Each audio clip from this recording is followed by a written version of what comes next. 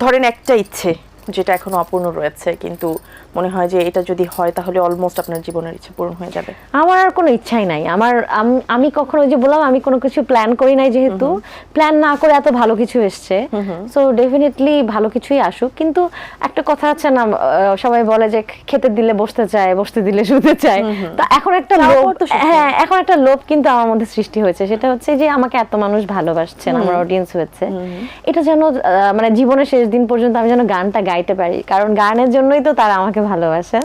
So আমি যেন কখনো এমন দিন না আসে আমি ঠান্ডা লেগে গেলে খুব কষ্ট পাই যে আমি তো গান গাইতে পাচ্ছি না।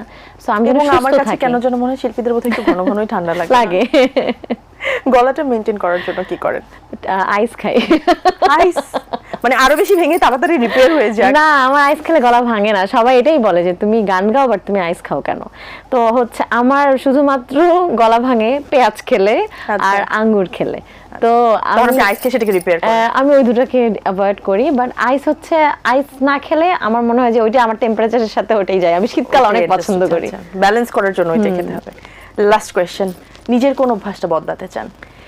নিজের আমি অনেক মানে একগুয়ে বলে না, মানে একটু ঘাট তেরা টাইপের, মানে আমি নিজে যেটা ভালো বুঝি সেটাই করি। আমি মানুষের অ্যাডভাইস একটু কম নেই, এটা আমার চেঞ্জ করা উচিত। যে আমার মনে হয় যে সবার সাজেশনসটা নেওয়া উচিত, এবং কেউ কিছু পজিটিভ, হ্যাঁ কেউ কিছু বললে বা বড়রা কিছু বললে সেটা নিয়ে চিন্তা করা উচিত। মানে আমি যেটা বুঝলাম এটাই ভালো হইলো এটা না, আসলে এটা থেকে বের হয়ে আসা উচিত।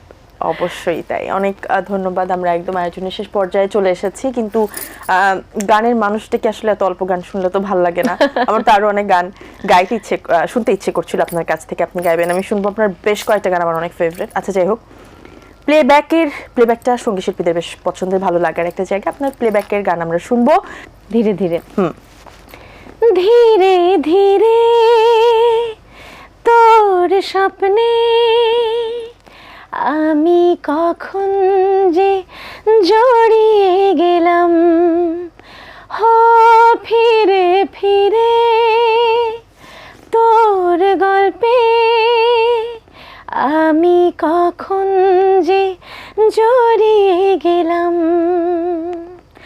তোরই কথা ভেবে ভেবে দু চোখে রাত হয় ভোর, লেগে থাকে এই মনের শরীরে ভালো লাগা ঘোর।